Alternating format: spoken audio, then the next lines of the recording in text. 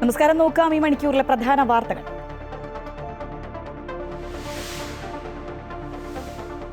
ന്യൂനപക്ഷ സംഘടനകളുടെ എതിർപ്പിനിടെ വിദേശ സംഭാവന നിയന്ത്രണ നിയമ ഭേദഗതി ബിൽ നാളെ ലോക്സഭയിൽ. പ്രതിഷേധം ശക്തമാക്കുമെന്ന് പ്രതിപക്ഷം. സഭ ഉയർത്തുന്ന ആശങ്കകൾ പരിഹരിക്കാൻ സർക്കാർ തയ്യാറാകുന്നില്ല എന്ന് CBCI. മതന്യൂനപക്ഷങ്ങൾക്കിടയിൽ ബില്ല് ആശങ്ക സൃഷ്ടിച്ചിട്ടുണ്ടെന്ന് പാലാരൂപത ബിഷപ്പ് മാർ ജോസഫ് കല്ലറങ്ങാട്ട്. വിദേശ പണത്തിന്റെ ഒഴുക്ക് നിയന്ത്രിക്കുക മാത്രമാണ് ലക്ഷ്യമെന്ന് കേന്ദ്രമന്ത്രി കിരൺ റിജിജു. SDPIയുടെ പിന്തുണ CPM ആവശ്യപ്പെട്ടിട്ടില്ല എന്ന് മുഖ്യമന്ത്രി പിണറായി വിജയൻ. നേമത്ത് SDPI CPM ബന്ധമെന്ന ആരോപണം വസ്തുതാവിരുദ്ധം. CPM എന്നും വർഗീയതയ്ക്കെതിരെ എന്നും മുഖ്യമന്ത്രി. ആരാണെന്ന് ചോദിച്ചല്ല ഉത്തരം പറയുന്നതെന്ന് മുഖ്യമന്ത്രി. നേരിട്ടുള്ള സംവാദത്തിനല്ല ഫേസ്ബുക്ക് സംവാദത്തിനാണ് VD സതീശനെ ക്ഷണിച്ചതെന്നും പിണറായി വിജയൻ. വമ്പൻ വാഗ്ദാനങ്ങളുമായി NDA പ്രകടന പത്രിക. ഇതാണ് മാറ്റം, ഇതാണ് വികസിത കേരളം എന്ന തലവാചകം. പാവപ്പെട്ട കുടുംബങ്ങളിലെ സ്ത്രീകൾക്ക് ഭക്ഷ്യ ആരോഗ്യ കാർഡ്. എയിംസ് യാഥാർത്ഥ്യമാക്കും. പാവപ്പെട്ട കുടുംബങ്ങൾക്ക് വർഷത്തിൽ 2 LPG സിലിണ്ടർ സൗജന്യം. തിരുവനന്തപുരത്തും കോഴിക്കോടും മെട്രോ സർവീസ്. ഓരോ വീടിനും പ്രതിമാസം 20,000 ലിറ്റർ കുടിവെള്ളം സൗജന്യം. തിരുവനന്തപുരം കണ്ണൂർ അതിവേഗ റെയിൽ ശൃംഖല. ക്ഷേമ പെൻഷൻ 3,000 രൂപയാക്കുമെന്നും വാഗ്ദാനം. ദേവസ്വം ബോർഡുകൾ പുനഃസംഘടിപ്പിക്കും. ശബരിമലയിൽ CBI അന്വേഷണം നടത്തും.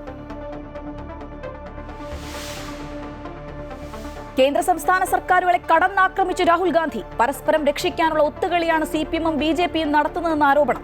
CPM വിട്ട V കുഞ്ഞികൃഷ്ണനും TK ഗോവിന്ദനും രാഹുൽ ഗാന്ധിക്കൊപ്പം വേദിയിൽ.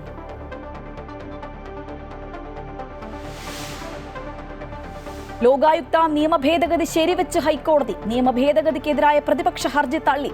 ലോകായുക്ത നടപടികളിൽ തീരുമാനമെടുക്കാൻ നിയമസഭയ്ക്ക് അധികാരം.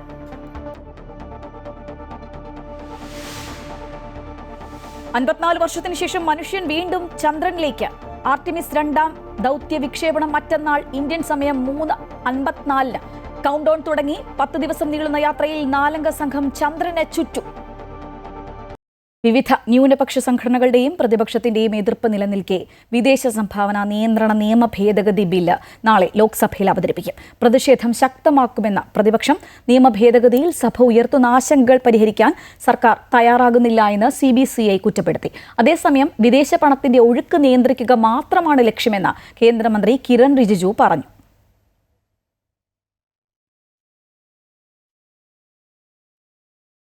FCRA നിയമ ഭേദഗതിയെയും ദേശീയ ന്യൂനപക്ഷ കമ്മീഷനിൽ അംഗത്വം നിഷേധിച്ചതിനെയും വിമർശിച്ച ദീപിക ദിനപത്രം.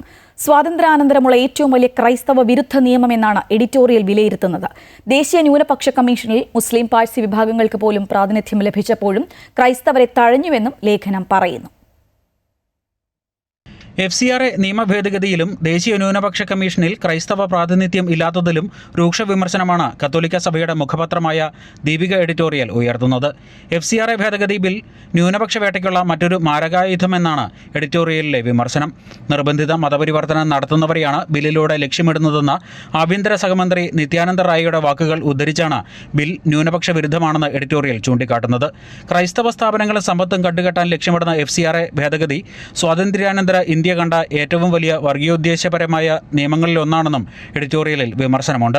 കേരളത്തിൽ നിയമസഭാ തെരഞ്ഞെടുപ്പിന്റെ സമയമായിട്ട് പോലും ഒരു മറയുമില്ലാതെ ഇത്തരം അജണ്ടകൾ നടപ്പിലാക്കുന്നത് കൃത്യമായ സന്ദേശമാണ് നൽകുന്നത്. FCRA ഭേദഗതിക്കൊപ്പം സംഘപരിവാർ ആക്രമണങ്ങൾ, മതപരിവർത്തന നിരോധന നിയമം, ന്യൂനപക്ഷ കമ്മീഷനിലെ അംഗത്വ നിഷേധം എന്നിവയും BJPയുടെ ക്രൈസ്തവ വിരുദ്ധതയുടെ ഉദാഹരണമായി ചൂണ്ടിക്കാട്ടുന്നു. കോടതി ഇടപെടലിനെ തുടർന്ന് മുസ്ലിം പാഴ്സി വിഭാഗങ്ങളിൽ നിന്നുള്ളവരെ ദേശീയ ന്യൂനപക്ഷ കമ്മീഷനിൽ തിരക്കിട്ട് നിയമിച്ചപ്പോഴും ക്രൈസ്തവരെ തഴഞ്ഞു. ദേശീയ ന്യൂനപക്ഷ കമ്മീഷനിൽ പേരിനെങ്കിലും പ്രാതിനിധ്യം ഉണ്ടായിരുന്നെങ്കിൽ തങ്ങൾ ക്രൈസ്തവരെ തുല്യരായി കാണുന്നുണ്ടെന്ന് വാദിക്കാനെങ്കിലും BJPക്കൊരു കച്ചിത്തുരുമ്പാകുമായിരുന്നു എന്നുമാണ് എഡിറ്റോറിയൽ വിമർശിക്കുന്നത്.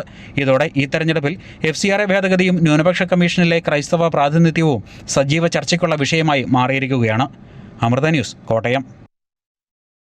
FCRA ഭേദഗതിക്കെതിരെ പാലാരൂപതയും രംഗത്ത്. മതന്യൂനപക്ഷങ്ങൾക്കിടയിലും പ്രത്യേകിച്ച് ക്രൈസ്തവർക്കിടയിലും ബില്ല് ആശങ്ക സൃഷ്ടിച്ചിട്ടുണ്ടെന്ന് ബിഷപ്പ് മാർ ജോസഫ് കല്ലറങ്ങാട്ട്. നേരിട്ടുള്ള വിദേശ ധന നിക്ഷേപത്തെ പ്രോത്സാഹിപ്പിക്കുന്ന സർക്കാർ ചാരിറ്റിയെ ഭയക്കുന്നത് എന്തുകൊണ്ടാണെന്നും ബിഷപ്പ് ചോദിച്ചു.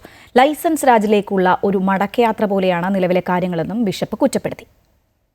സഭയിൽ അവതരിപ്പിച്ച വിദേശ സംഭാവന നിയന്ത്രണ ബില്ല് FCRA ഭേദഗതി നമ്മളുടെ രാജ്യത്തെ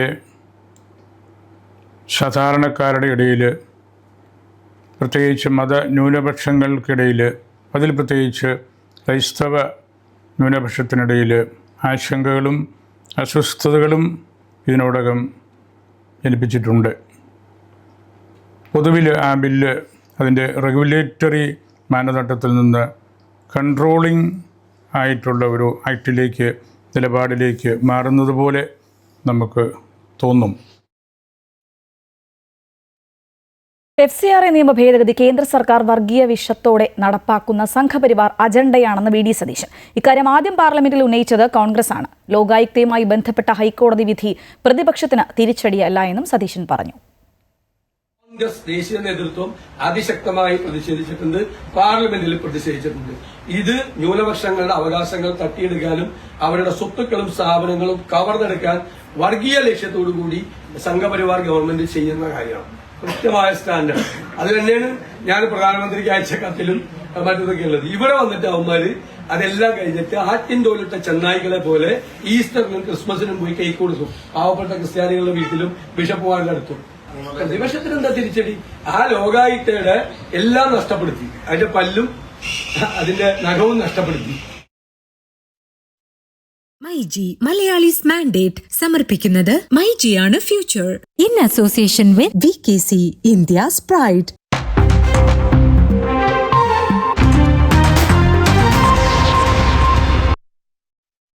SDPയെ പിന്തുണ CPM ആവശ്യപ്പെട്ടിട്ടില്ല എന്ന് മുഖ്യമന്ത്രി പിണറായി വിജയൻ. CPM ഇങ്ങനെ ഒരു ആവശ്യം ഉന്നയിച്ചിട്ടില്ല. നേമത്തെ SDPA CPM ബന്ധം തീർത്തും വസ്തുതാവിരുദ്ധം. CPM എന്നും വർഗീയതയ്ക്കെതിരാണെന്ന് മുഖ്യമന്ത്രി തിരുവനന്തപുരത്ത് വാർത്താ സമ്മേളനത്തിൽ പറഞ്ഞു.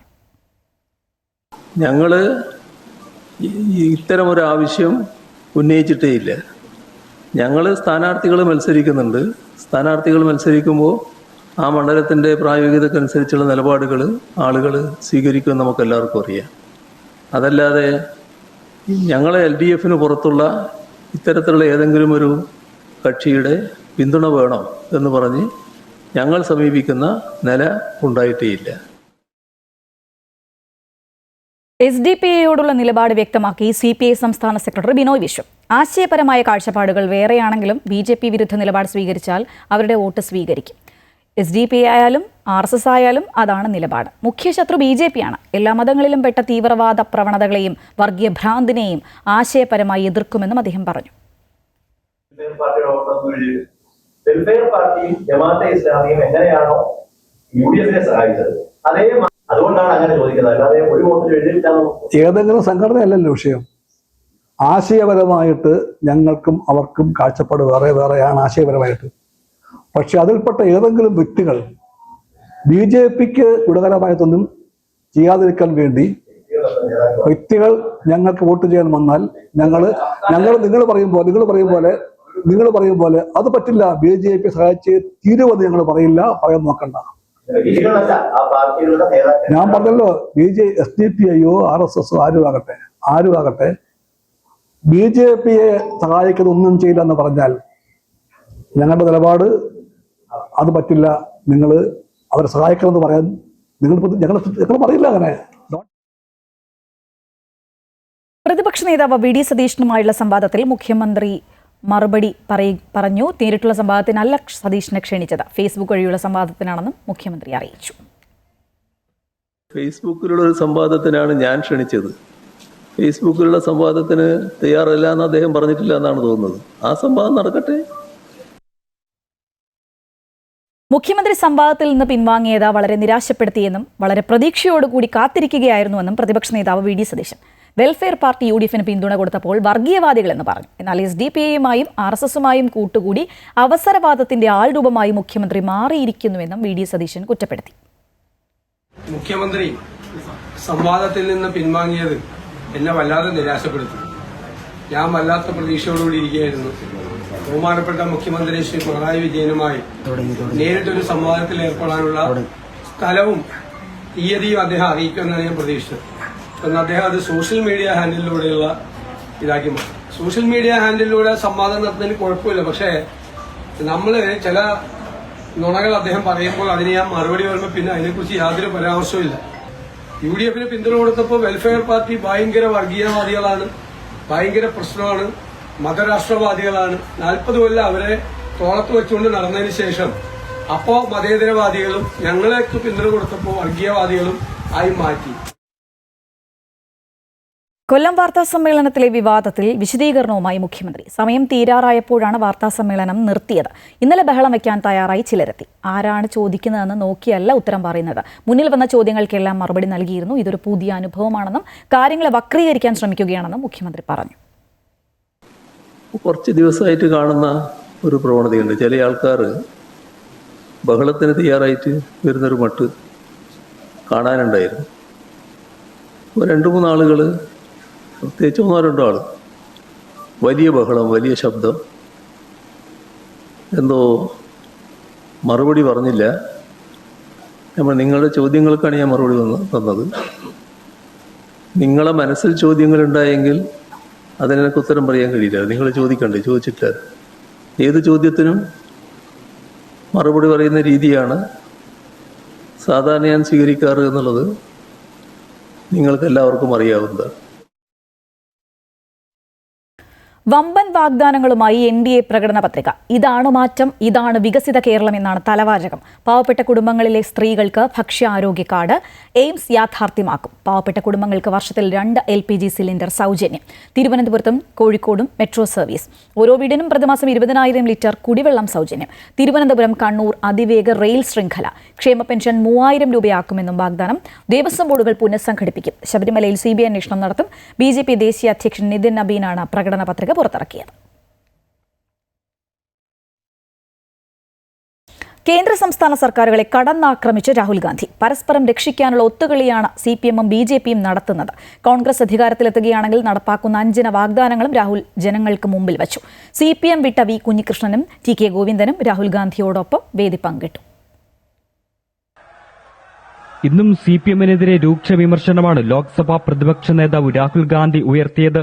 ഇടതുപക്ഷത്തിന് അപജയം സംഭവിച്ച് വലതുപക്ഷമായി CPM BJP ഡീൽ ആവർത്തിച്ച രാഹുൽ ഗാന്ധി ട്രംപ് മോദിയെ നിയന്ത്രിക്കുന്നത് പോലെ നരേന്ദ്രമോദി പിണറായിയെ കൈകാര്യം ചെയ്യുകയാണെന്ന് ആരോപിച്ചു. പരസ്പരം ഒത്തുകളിക്കുകയാണെന്നും രക്ഷപ്പെടാനുള്ള ശ്രമമാണ് ഇരുവരും നടത്തുന്നതെന്നും അദ്ദേഹം വിമർശിച്ചു.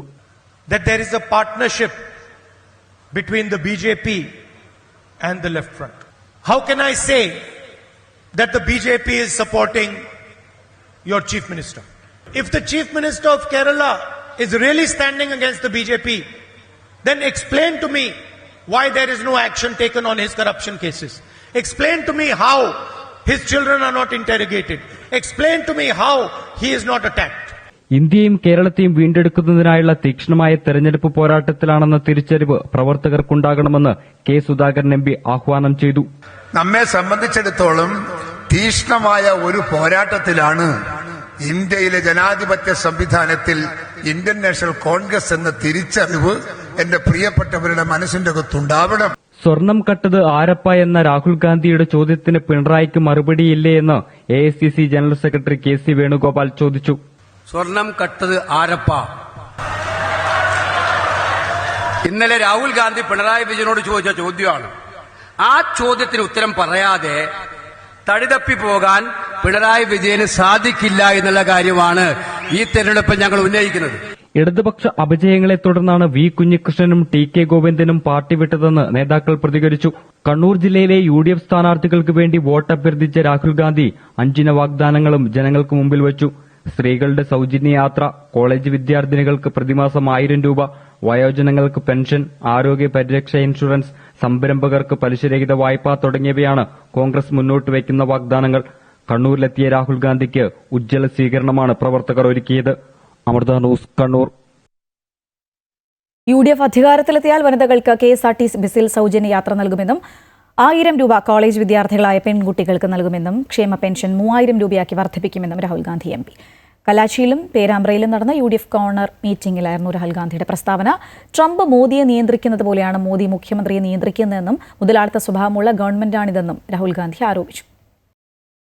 രക്തസാക്ഷി ഫണ്ട് തട്ടിപ്പിൽ കൂടുതൽ തെളിവുകൾ പുറത്തുവിട്ട V കുഞ്ഞികൃഷ്ണൻ 40 ലക്ഷം രൂപ നേതാക്കളുടെ പേരിൽ സ്ഥിര നിക്ഷേപമിട്ടതിന്റെ ബാങ്ക് രേഖകളാണ് പരസ്യമാക്കിയത്. CPM വാദത്തെ പൊളിക്കുന്നതാണ് പുതിയ തെളിവുകൾ. രക്തസാക്ഷി ധനരാജിന്റെ കുടുംബസഹായ നിധിയിൽ നിന്ന് 40 ലക്ഷം രൂപ CPM നേതാക്കളായ TA മധുസൂദനന്റെയും KP മധുവിന്റെയും പേരിൽ ഫിക്സഡ് ഡെപ്പോസിറ്റായി മാറ്റിയതിന്റെ ബാങ്ക് രേഖകളാണ് കുഞ്ഞികൃഷ്ണൻ പുറത്തുവിട്ടത്. 2016 നവംബർ 3 പയ്യന്നൂർ റെയിൽവേ ഗേറ്റ് ബ്രാഞ്ചിൽ നേതാക്കളുടെ പേരിൽ തുക നിക്ഷേപിച്ചത്. 2018 വരെ 2 വർഷക്കാലം ഈ തുക നേതാക്കളുടെ വ്യക്തിഗത അക്കൌണ്ടിൽ തുടർന്നു.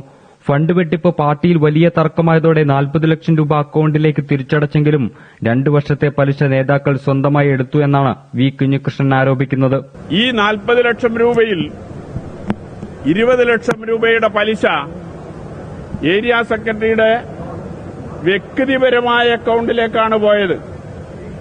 ധനരാജ് അക്കൌണ്ടിൽ നിന്ന് സ്ഥിര നിക്ഷേപമാക്കി മാറ്റുക, ആ സ്ഥിര നിക്ഷേപത്തിന്റെ പലിശ ഏരിയ സെക്രട്ടറിയുടെ ഇൻഡിവിജ്വൽ അക്കൌണ്ടിലേക്ക് മാറ്റുക, ആ നിലയിലുള്ള സമീപനവും ഇതിന്റെ ഭാഗമായി സ്വീകരിച്ചിട്ടുണ്ട്. ഈ കാര്യങ്ങളെല്ലാം നേരത്തെ പാർട്ടിയുടെ ശ്രദ്ധയിൽപ്പെടുത്തിയതാണ്. ഫണ്ട് തിരിമറിയിലൂടെ നേതാക്കൾ 1 കോടി രൂപയിലേറെ അപഹരിച്ചതായും കുഞ്ഞികൃഷ്ണൻ ആരോപിച്ചു. ഏതാണ്ട് 1 കോടി രൂപയുടെ, അത് തെരഞ്ഞെടുപ്പ് ഫണ്ട് ഒഴികെ, ഈ ധനരാജ ഫണ്ടും കെട്ടിട നിർമ്മാണ ഫണ്ടും മാത്രം ചേർന്ന് ഏതാണ്ട് 1 കോടി രൂപക്കടുത്ത് വെട്ടിപ്പ് നടന്നിട്ടുണ്ട്. പ്രതിരോധം തീർക്കുന്നതിനിടയിലാണ് കുഞ്ഞികൃഷ്ണൻ കൂടുതൽ തെളിവുകൾ പുറത്തുവിട്ടിരിക്കുന്നത്. UDF പിന്തുണ അംഗീകരിച്ച കുഞ്ഞികൃഷ്ണൻ ലോക്സഭയിലെ 3 CPM എംപിമാർ കോൺഗ്രസിന്റെ പിന്തുണയോടെയാണ് വിജയിച്ചതെന്നും പ്രതികരിച്ചു. അമൃത ന്യൂസ്, കണ്ണൂർ. ദിനേശ് സോഫ്റ്റ്വെയർ അഴിമതിയിൽ മുഖ്യമന്ത്രിയും സഹകരണ മന്ത്രിയും മാപ്പ് പറയണമെന്ന് രമേശ് ചെന്നിത്തല. സഹകരണ സംഘങ്ങളിലെ സോഫ്റ്റ്വെയർ അഴിമതി താൻ നേരത്തെ ഉന്നയിച്ചതാണ്. ഹൈക്കോടതി യാഥാർത്ഥ്യം മനസ്സിലാക്കിയാണ് സ്റ്റേ ചെയ്തത്. താൻ ഉന്നയിച്ച അഴിമതികളെല്ലാം ശരിയാണെന്ന കാലം തെളിയിച്ചുവെന്നും രമേശ് ചെന്നിത്തല പറഞ്ഞു.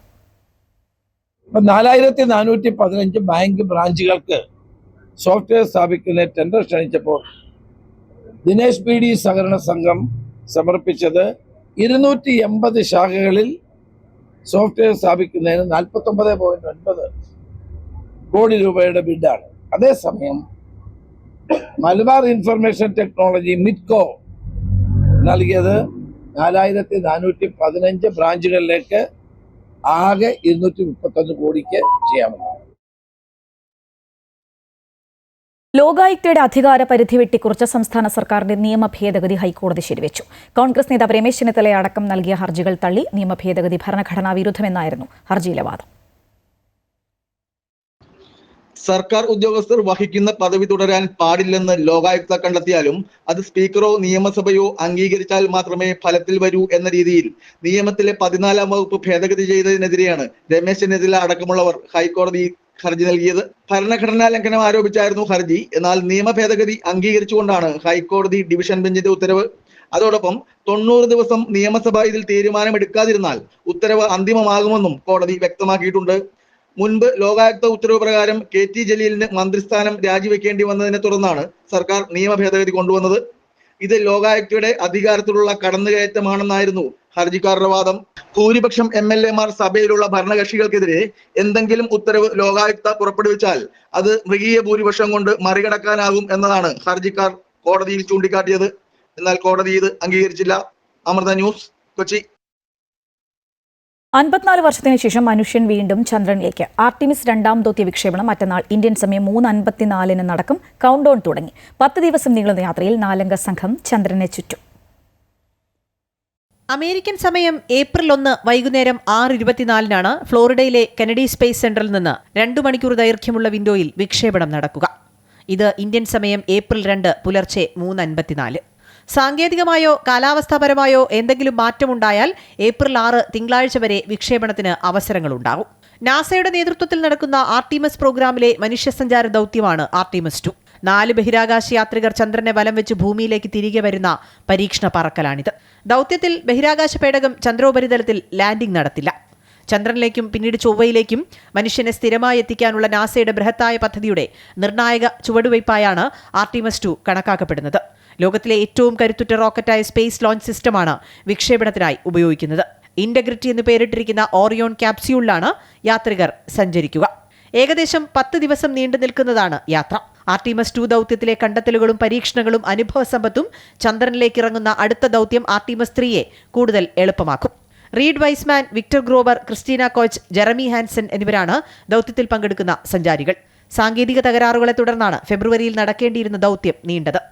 1972 അവസാന ചാന്ദ്രദൗത്യം അപ്പോളോ നടക്കുന്നത്.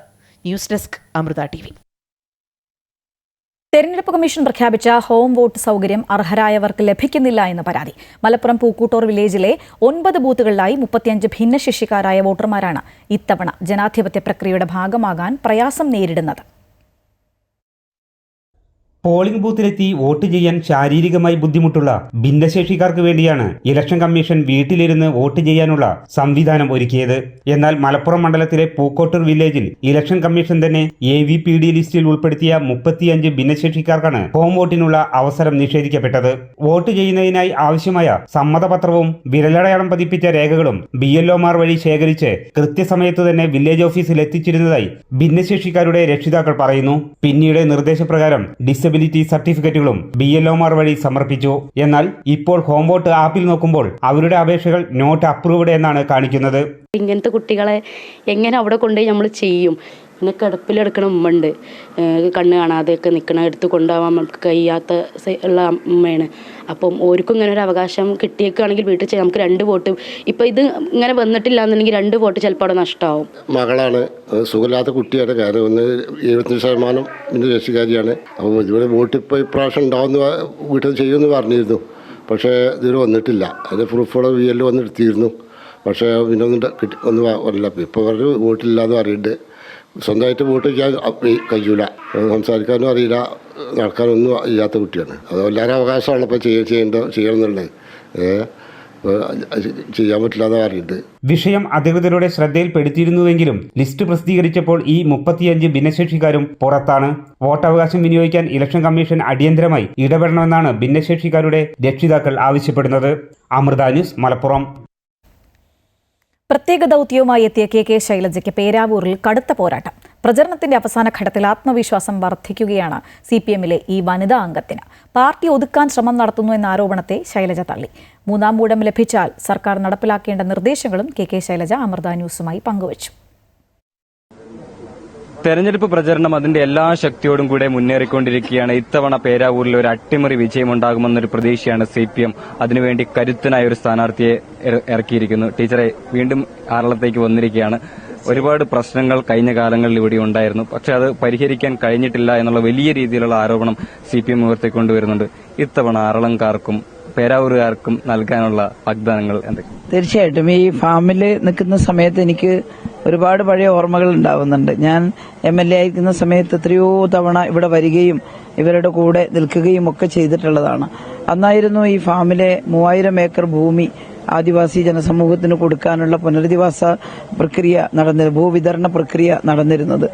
മാത്രമല്ല AK ബാലനായിരുന്നു ഈ വകുപ്പ് മന്ത്രി. അപ്പോൾ ഈ 3000 ഏക്കർ വീതിച്ചു കൊടുക്കുക എന്നുള്ളത് അത്ര എളുപ്പമല്ല. ഭൂമി അളന്ന് തിരിച്ച് ലോട്ടിട്ടിട്ടാണ് ഓരോരുത്തർക്കും വരുന്ന ലോട്ടനുസരിച്ചാണ് ഭൂമി കിട്ടിയത്. ചിലർക്ക് നല്ല ഫലഭൂയിഷ്ടമായ കൾട്ടിവേറ്റഡ് ആയിട്ടുള്ള സ്ഥലം കിട്ടി, ചിലർക്ക് കിട്ടിയത് അത്ര കൃഷിയില്ലാത്ത പ്രദേശമായിരുന്നു. എന്നാലും എല്ലാവർക്കും വീതിച്ചു നൽകി. 1500-ലേറെ ആളുകളെ അന്ന് തന്നെ പുനരധിവസിപ്പിച്ചിരുന്നു ആ കാലഘട്ടത്തിൽ തന്നെ. അപ്പോൾ പുനരധിവാസം നടത്തുമ്പോൾ ഞങ്ങളൊരു പ്ലാനിംഗ് ഉണ്ടാക്കിയിരുന്നു. എല്ലാവർക്കും വീട്, അവിടെ വൈദ്യുതി എത്തണം, വെള്ളം എത്തണം. അതും ഈ 3000 ഏക്കറിലേക്ക് എത്തിക്കുക എന്നുള്ളത് സാഹസികമായ ജോലിയായിരുന്നു. പക്ഷെ അതിന്റെ എല്ലാ പ്രവർത്തനങ്ങളും തുടങ്ങിയിട്ടാണ് ആ ഗവൺമെന്റിന്റെ കാലം അവസാനിച്ചത്. ഇവിടെ ഭൂമി കിട്ടി താമസം തുടങ്ങുമ്പോൾ ഇവരെ അലട്ടിയിട്ടുള്ള ഏറ്റവും വലിയ പ്രശ്നം വന്യജീവി ശല്യം തന്നെയാണ്. പ്രത്യേകിച്ച് അപ്പുറത്ത് ഫോറസ്റ്റ് ആണ്, അതിന്റെ അടുത്ത് നിന്ന് കാട്ടാന ഇറങ്ങി വരികയാണ്. തെങ്ങൊക്കെ ചവിട്ടി പൊട്ടിച്ച് നാശം ഉണ്ടാക്കുകയായിരുന്നു ആദ്യം ചെയ്തിരുന്നത്. ആദ്യം മനുഷ്യരെ ആക്രമിച്ചിരുന്നില്ല. പക്ഷേ പിന്നീട് ആന മനുഷ്യവാസ കേന്ദ്രത്തിലേക്ക് അടക്കം വരാനും മനുഷ്യരെ ആക്രമിക്കാനും തുടങ്ങി എന്നുള്ളതാണ് വസ്തുത. ഞാൻ അന്ന് MLA ആയപ്പോൾ തന്നെ വിദഗ്ധരെയെല്ലാം വിളിച്ചിരുത്തി ഇതിന് പരിഹാരം എന്താണ് എന്നുള്ള ചർച്ച നടത്തിയിരുന്നു. അപ്പോൾ ഒറ്റ പരിഹാരം ആർക്കും നിർദ്ദേശിക്കാനില്ല, കാരണം ഫോറസ്റ്റിന്റെ അതിർത്തിയാണ്. ഫെൻസിംഗ് ഉണ്ടാക്കുക, ഇലക്ട്രിക് ഫെൻസിംഗ് എന്നുള്ളതാണ് ആദ്യം പറഞ്ഞത്. പക്ഷെ ആ ഫെൻസിംഗ് ഒക്കെ ആന തകർത്ത് കളയുന്നു. പിന്നീട് പറഞ്ഞു വലിയ ട്രെഞ്ച് ഉണ്ടാക്കിയാൽ കുഴിച്ചു വെച്ചാൽ വരില്ല. പക്ഷെ ട്രെഞ്ച് കുഴിച്ചപ്പോൾ അതെല്ലാം ചവിട്ടി തോർത്തിട്ട് ആന പിന്നെയും വരുന്നു. അപ്പോഴാണ് ഈ ആന മതിലിന്റെ കാര്യം ചിലർ പറഞ്ഞത്. അപ്പൊ എനിക്ക് ഏറ്റവും സമ്മതമായിട്ട് തോന്നിയിട്ടത് ആന മതില. വലിയ തർക്കം ഉണ്ടായിരുന്നു, ആന മതിൽ കൊണ്ട് പ്രയോജനമില്ല എന്നും പറഞ്ഞിട്ട്. പക്ഷേ പ്രായോഗികമായി ചിന്തിച്ചു നോക്കുമ്പം നല്ല കട്ടിയായിട്ട് ആനമതിൽ ഉണ്ടാക്കിയാൽ കുറെ ആശ്വാസമുണ്ട്. എവിടം വരെ എന്നുള്ളൊരു ചോദ്യം നിൽക്കുന്നുണ്ട്. എങ്ങേ അറ്റത്ത് പോയിട്ട് ആന ഇറങ്ങി വരും. എങ്കിലും ഈ ജനവാസ മേഖലയിൽ മുഴുവൻ ആനമതിൽ നിർമ്മിക്കണമെന്ന് തീരുമാനിച്ചു.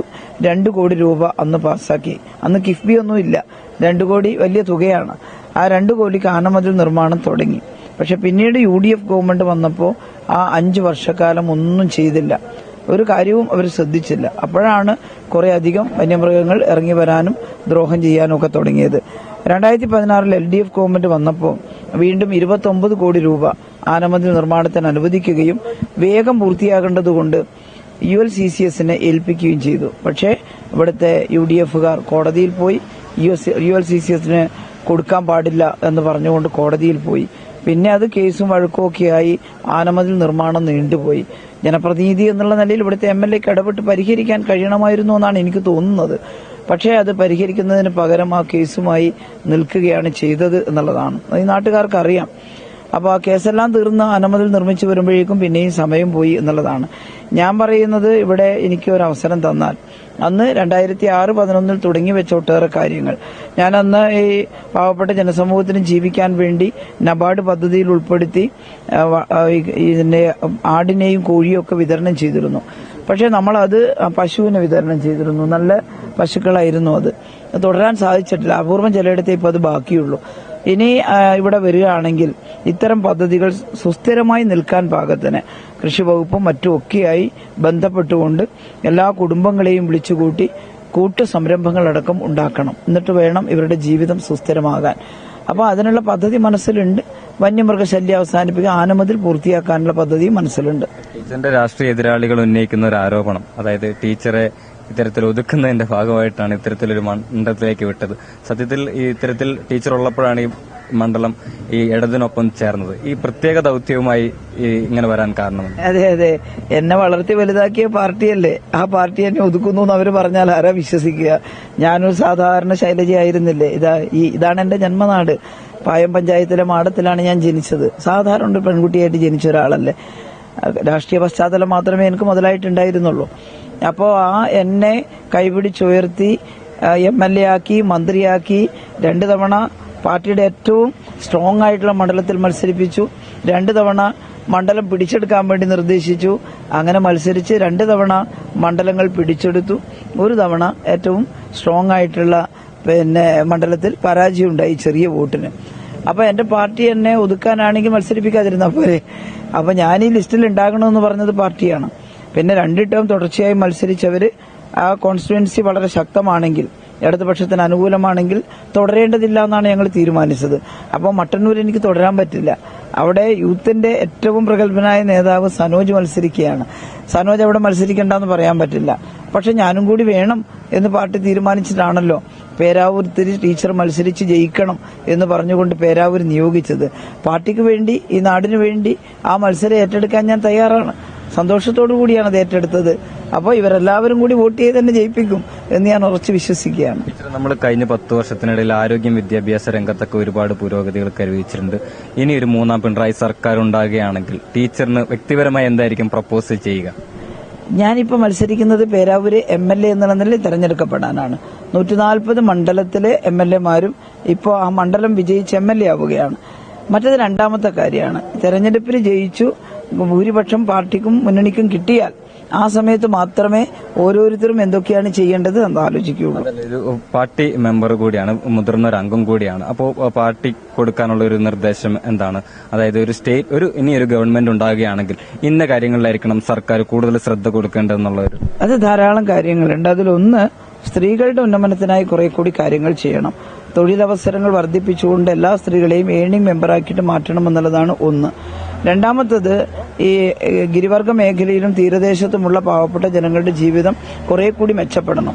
പ്രത്യേകിച്ച് ആദിവാസി മേഖലയിൽ പറഞ്ഞല്ലോ, അവരുടെ പാർപ്പിടങ്ങളും ആവാസ വ്യവസ്ഥ കേന്ദ്രങ്ങളും ഏറ്റവും ഹൈടെക് ആയിട്ട് മാറണം എന്നുള്ളതാണ്. അതിന് പ്രാധാന്യം കൊടുക്കും എന്നുള്ളതാണ്. മറ്റൊന്ന്, ചെറുപ്പക്കാർക്ക് തൊഴിലവസരം കണ്ടെത്താനുള്ള വിജ്ഞാന കേരളം പദ്ധതി കൂടുതൽ വേഗതയിൽ കൊണ്ടുപോകണം. ആരോഗ്യമേഖലയിൽ തുടങ്ങിവെച്ച പരിഷ്കാരങ്ങൾ പൂർത്തിയാക്കുകയും കുറെ കൂടി ആ രംഗത്തേക്ക് നേട്ടമുണ്ടാക്കുകയും ചെയ്യണം. ഇതൊക്കെയാണ് പറയാനുള്ളത്. ഒരുപാട് നന്ദി അമൃത ന്യൂസിനോടൊപ്പം ചേർന്നതിന്. എന്തായാലും ഇത്തവണ ഒരു അട്ടിമറിയിലൂടെ പേരാവൂർ മണ്ഡലം പിടിച്ചെടുക്കാനാകുമെന്നൊരു പ്രതീക്ഷയാണ് ഇപ്പോൾ CPM നേതൃത്വത്തിനുള്ളത്. അതിനുവേണ്ടിയിട്ടുള്ള എല്ലാ ചിട്ടയായ പ്രവർത്തനങ്ങളാണ് ഇപ്പോൾ ഏകോപിപ്പിച്ച് നടത്തിക്കൊണ്ടിരിക്കുന്നത്. മനോജ് പേരാമ്പ്രയ്ക്കൊപ്പം ജോസഫ് അഗസ്റ്റിൻ, അമൃത ന്യൂസ്, കണ്ണൂർ. ഇന്ത്യയെ മാർഗരേഖയിലൂടെ കേരളം വികസനത്തിന്റെ പുതിയ ആകാശം സ്വന്തമാക്കുമെന്ന് സാബു എം ജേക്കബ്. 10 വർഷം കൊണ്ട് കേരളം മിച്ച ബജറ്റ് അവതരിപ്പിക്കുന്ന സംസ്ഥാനമാകുമെന്നും സാബു എം ജേക്കബ് അമൃത ന്യൂസിനോട് പറഞ്ഞു. തെരഞ്ഞെടുപ്പുമായി ബന്ധപ്പെട്ട് NDA ഒരു മാർഗരേഖ പുറത്തിറക്കിയിരിക്കുകയാണ്. അതുമായി ബന്ധപ്പെട്ട് NDA ഘടകകക്ഷിയായിട്ട് 2020 സാബു ജേക്കബ് നമ്മുടെ ചേരുകയാണ്. എങ്ങനെ ഈ ഒരു വലിയ വാഗ്ദാനങ്ങളാണ് ഇപ്പോൾ ഇതിനകത്തുള്ളത്, ഒരു വലിയ വിഷൻ തന്നെ നമുക്ക് കാണാൻ കഴിയുന്നുണ്ട്. എങ്ങനെയാണ് ഇതിൽ സാധാരണ രീതിയിൽ നമുക്ക് ഈ പ്രകടന പത്രിക എന്ന് പറയുന്നത് ജനങ്ങളെ കബളിപ്പിക്കാനായിട്ട് അവരെ വിഡ്ഢികളാക്കാനായിട്ടുള്ള ഒരു തട്ടിപ്പ് പ്രസ്ഥാനമാണത്. അതേസമയത്ത് ഇത്തവണ ഇപ്പോൾ ഞങ്ങളും NDA ചേർന്നു, ഞാനും ശ്രീ രാജീവ്ജിയും ഞങ്ങളെല്ലാവരും കൂടി കൂടിയിട്ട് ആലോചിച്ചു. നമ്മൾ യഥാർത്ഥത്തിൽ, കാരണം എന്നെ സംബന്ധിച്ച് കഴിഞ്ഞ 14 വർഷമായിട്ട് എന്താണ് യഥാർത്ഥത്തിലെ കേരളത്തിലെ ജനങ്ങളുടെ പ്രശ്നം, കേരളത്തിൻ്റെ പ്രശ്നമെന്ന് അനുഭവിച്ച് അറിഞ്ഞ് മനസ്സിലാക്കിയതാണത്. അപ്പോൾ അവിടെയാണ് അതിൻ്റെ വ്യത്യാസം. നമ്മുടെ ഈ രാഷ്ട്രീയക്കാർ, നമ്മളെ ഭരിക്കുന്ന പല രാഷ്ട്രീയക്കാർക്കും അവരൊക്കെ മന്ത്രിയാവുന്നു, മുഖ്യമന്ത്രിയാവുന്നു, അവർക്ക് യഥാർത്ഥത്തിൽ താഴെത്തട്ടുള്ള സാധാരണക്കാരൻ്റെ അല്ലെങ്കിൽ പാവപ്പെട്ടവൻ്റെ പ്രശ്നങ്ങൾ എന്താണെന്ന് അറിയില്ല. അവർ നാട്ടിലേക്ക് ഇറങ്ങിയിട്ടില്ല. അവർ ഈ ഇലക്ഷൻ വരുമ്പോൾ പ്രചാരണത്തിന് കൈകൂപ്പി ഇറങ്ങുന്നതല്ലാതെ.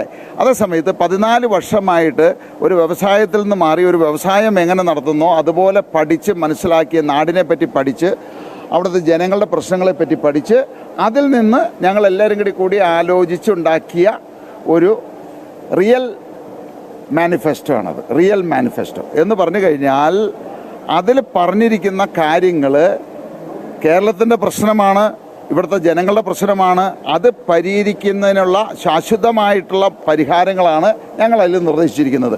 ഇപ്പോൾ ഇവിടെ നമ്മൾ പറഞ്ഞത് അതിൻ്റെ ഒരു ഔട്ടർ ഷെല്ലാണത്. അതിന് ഓരോ കാര്യങ്ങളിലും ഞങ്ങൾക്ക് എത്രയാണ് അതിൻ്റെ ചെലവ് വരിക, അതിൻ്റെ പണം എവിടെ നിന്ന് കണ്ടെത്തും, ഇതെല്ലാം വളരെ ശാസ്ത്രീയമായിട്ട് പഠിച്ച് മനസ്സിലാക്കിയാണ്. പ്രധാനമായി ഉന്നയിക്കപ്പെടുന്നൊരു ചോദ്യം അതാണ്. നമ്മൾ ഇത്തരത്തിലുള്ള വികസന പരിപാടികളൊക്കെ തന്നെ മുന്നോട്ട് വയ്ക്കുമ്പോഴും ഇതിൻ്റെ സോഴ്സ് എന്താണ് എന്നുള്ളതാണോ പ്രധാനം? അതാണത്. ഇതിപ്പോൾ അങ്ങനെയുള്ള ഡീറ്റെയിൽസ് നമുക്ക് മാധ്യമങ്ങളെ കാണിക്കാൻ സാധിക്കില്ല. പക്ഷേ ഏതെങ്കിലും കാര്യത്തിൽ നമുക്ക് ഇന്ന പദ്ധതി എങ്ങനെ നടപ്പിലാക്കും എന്ന് ചോദിച്ചു കഴിഞ്ഞാൽ ആ പദ്ധതിക്ക് എത്ര രൂപ ചെലവ് വരും, അതിൻ്റെ പണം എവിടെ നിന്ന് കണ്ടെത്തും, ആ പണം കണ്ടെത്തിയതിന് ശേഷം എങ്ങനെയാണ് ഈ പറയുന്ന ഇത്രയും നമുക്ക് കടമുള്ള കേരളത്തിലെ സംസ്ഥാനത്തെ കടം കുറച്ച് 8 വർഷത്തിനുള്ളിൽ നമുക്ക് മിച്ചമാക്കി കൊണ്ടുവരാൻ പറ്റുന്നുള്ള എല്ലാം കംപ്ലീറ്റ് ഡാറ്റ ഉണ്ട് ഞങ്ങളുടെ കയ്യിൽ. ഇത് വെറുതെ ഒരു പ്രകടന പത്രിക ആളുകളെ വഞ്ചിക്കാൻ വേണ്ടിയിട്ടുണ്ടാക്കി ഇരിക്കുന്നതല്ല. ശാസ്ത്രീയമായിട്ട് പഠിച്ച് ഞങ്ങൾ മാസങ്ങളായിട്ട് സമയമെടുത്ത് അതിനുള്ള ഏജൻസികളും ഒക്കെ വെച്ച് ഞങ്ങൾ ഉണ്ടാക്കിയതാണത്. ഈ അങ്ങൊരു വ്യവസായ രംഗത്ത് നിന്നുള്ള ഒരാൾ കൂടിയാണ്. അപ്പോൾ സ്വാഭാവികമായിട്ട് പെട്ടെന്ന് ആകർഷിക്കപ്പെട്ട, അല്ലെങ്കിൽ ഇന്ന് അങ്ങ് അവതരിപ്പിച്ച കൂട്ടത്തിൽ ആകർഷിക്കപ്പെട്ട ഒരു സംഭവം എന്ന് പറഞ്ഞാൽ ഈ 1 ലക്ഷം രൂപ ഒരു സംരംഭം തുടങ്ങുന്ന ഘട്ടത്തിൽ കൊടുക്കുക എന്ന് പറയുന്നത് നമ്മൾ ഇതുവരെ കേൾക്കാത്തൊരു കാര്യമാണ്. അതിൻ്റെ ഒരു സാധ്യത എങ്ങനെയാണ്? അല്ല, അതിൽ നമുക്ക് എപ്പോഴും നമുക്കറിയാം, നമ്മുടെ പ്രത്യേകിച്ച് ഈ ചെറുകിട വ്യവസായികൾ അവർ നമുക്ക് ഇവിടെ പലരും ബാങ്ക് ലോൺ എടുക്കും, അങ്ങനെയൊക്കെ നടപ്പിലാക്കും. കുറച്ച് കഴിയുമ്പോൾ കടം വരും, കടം തിരിച്ചടയ്ക്കാൻ പറ്റാതെ വരും. അപ്പോൾ 1 ലക്ഷം രൂപ ഒരു തൊഴിലിന് നമ്മൾ കൊടുത്തു കഴിഞ്ഞാൽ തീർച്ചയായിട്ടും ആരും കടത്തിലേക്ക് വരില്ല. അപ്പോൾ അങ്ങനെ കാണുമ്പോൾ അത് വളരെ ശാസ്ത്രീയമായിട്ട് ഞങ്ങൾ വിലയിരുത്തി അത് ചെയ്തത്. അങ്ങനെ വരുമ്പോൾ തീർച്ചയായിട്ടും 5 വർഷം കൊണ്ട് നമുക്ക് 20 ലക്ഷം തൊഴിൽ, അതായത് 5 മുതൽ 10, 20 ഒക്കെ ആയിട്ട് ആളുകൾ തുടങ്ങും. കാരണം അവരെ സംബന്ധിച്ച് ചിലവില്ല. ആ ഒരു സ്ഥാപനം തുടങ്ങാനായിട്ടുള്ള ചിലവ് ഇവിടെ നിന്ന് നമുക്ക് സബ്സിഡി ആയിട്ട് ഗവൺമെൻറ് കൊടുക്കുകയാണ്. അതിന് ചില കണ്ടീഷൻസ് ഒക്കെ ഉണ്ട്, പക്ഷേ വളരെ സുതാര്യമായിട്ടുള്ളൊരു നടപടിയിട്ട് അത് പോയിക്കൊണ്ടിരിക്കുന്നത്. സ്ത്രീകൾക്ക് 2500 രൂപയോളം കൊടുക്കുക എന്ന് പറയുന്ന ഒരു നിർദ്ദേശം കൂടി, അല്ലെങ്കിൽ ആ ഒരു അത്തരത്തിലൊരു വീക്ഷണം കൂടെ ഉണ്ടല്ലോ. അത് ഇപ്പോൾ നമുക്കറിയാം, വിലക്കയറ്റം കൊണ്ട് പല കുടുംബങ്ങളും പട്ടിണിയാണത്. അതിന് ഇമ്മീഡിയറ്റ് ആയിട്ടുള്ള ഒരു പരിഹാരം എന്ന് പറയുന്നത് ഞങ്ങൾ അതിൻ്റെ അടുത്ത സ്റ്റേജ് ഭക്ഷ്യസുരക്ഷയാണത്. അതായത് 50% വരെ വിലക്കുറവിൽ 2020 മോഡൽ ഭക്ഷ്യസുരക്ഷാ മാർക്കറ്റുകൾ എല്ലാ പഞ്ചായത്തുകളും കൊണ്ടുവരിക. പക്ഷേ അത് തുടങ്ങുക എന്ന് പറയുന്നത് ഒരു 3, 4, 5 വർഷത്തെ ഒരു പദ്ധതിയാണത്. അപ്പോൾ ഇമ്മീഡിയറ്റ് ആയിട്ടുള്ള ഒരു ഹെൽപ്പ് എന്നുള്ള രീതിയിലാണ് ഞങ്ങൾ ഈ പറയുന്ന 2500 രൂപ അവരുടെ ഒരു കാർഡ് കൊടുത്തിട്ട് ആ കാർഡിലേക്ക് ചാർജ് ചെയ്ത് കൊടുക്കുക. അപ്പോൾ അവർക്ക് മരുന്ന് മേടിക്കാം, ഭക്ഷണങ്ങൾ മേടിക്കാം, അപ്പോൾ അത്യാവശ്യമായിട്ട്. അപ്പോൾ ഒരു വർഷം 30,000 രൂപയാണ് അവരുടെ അക്കൗണ്ടിലേക്ക് ഇതുവഴി പോകുന്നത്. അത് താൽക്കാലികമായിട്ടുള്ളൊരു ആശ്വാസം ഉണ്ടാക്കും. അത് കുറച്ച് കഴിയുമ്പോൾ ഘട്ടം ഘട്ടമായിട്ട് ഈ ഭക്ഷ്യസുരക്ഷാ മാർക്കറ്റ് തുടങ്ങി ആ സമയത്ത് അത് പതുക്കെ ആ ചെലവ് അവിടെ കുറയും, ഇവിടെ ഇത് കുറച്ച് കൊണ്ടുവരികയും ചെയ്യും. അതാണ് ഞങ്ങൾ രേഖ എന്ന് പറയുന്നത് ശരിക്കും പെട്ടെന്ന് നടക്കാല്ല, ഒരു ലോങ് ടേം ഇൻവെസ്റ്റ്മെന്റ് പോലെയാണ് നമ്മൾ. ഇത് ഞങ്ങളുടെ ഈ പറയുന്ന പദ്ധതി എന്ന് പറയുന്ന ഒരു 10 വർഷം അതാണ് ഞങ്ങൾ 8ാമത്തെ വർഷം കടം തീർത്ത് 9ാമത്തെ വർഷം മിച്ച ബഡ്ജറ്റാക്കി ഞങ്ങൾ കൊണ്ടുവരാമെന്ന് പറഞ്ഞിരിക്കുന്നത്. അപ്പോൾ ഇത് ഇന്നത്തെയോ നാളത്തെയോ ഒരു പരിപാടിയല്ല. ഈ കേരളത്തിൻ്റെ ഒരു ദീർഘവീക്ഷണത്തോടു കൂടി വികസനം കണ്ടുകൊണ്ട് ജനങ്ങളുടെ പ്രശ്നം പൂർണ്ണമായിട്ടും പരിഹരിക്കാനായുള്ള ഒരു പദ്ധതിയാണ്. തീർച്ചയായും എല്ലാവിധ ആശംസകളും നേരുകയാണ്. ക്യാമറാമാൻ സുരേഷിനൊപ്പം എബി ജോൺ തോമസ്, അമൃത ന്യൂസ്, തിരുവനന്തപുരം. അടൂർ നിയമസഭാ മണ്ഡലം തിരികെ പിടിക്കാൻ ലക്ഷ്യമിട്ട UDF സ്ഥാനാർത്ഥി അഡ്വക്കേറ്റ് CV ശാന്തകുമാർ കളം നിറയുകയാണ്. വികസനം എത്തിനോക്കാത്ത മണ്ഡലമെന്ന പഴിയിൽ നിന്ന് അടൂരിനെ മോചിപ്പിക്കുകയാണ് തന്റെ ലക്ഷ്യമെന്ന് അദ്ദേഹം വ്യക്തമാക്കുന്നു. 1.5 പതിറ്റാണ്ട് മുൻപ് തിരുവഞ്ചൂർ രാധാകൃഷ്ണൻ നടപ്പിലാക്കിയ പദ്ധതികളുടെ തുടർച്ചയല്ലാതെ മറ്റൊന്നും മണ്ഡലത്തിൽ സംഭവിച്ചിട്ടില്ല എന്നും CV ശാന്തകുമാർ അമൃത ന്യൂസിനോട് പറഞ്ഞു. ആവേശകരമായ പ്രചാരണ ചൂടിലാണ് അടൂർ നിയോജക മണ്ഡലത്തിലെ UDF സ്ഥാനാർത്ഥി അഡ്വക്കേറ്റ് CV ശാന്തകുമാർ. ഈ കഴിയാവുന്നത്ര വോട്ടർമാരെ നേരിൽ കാണാനാണ് അല്ലേ ശ്രമം?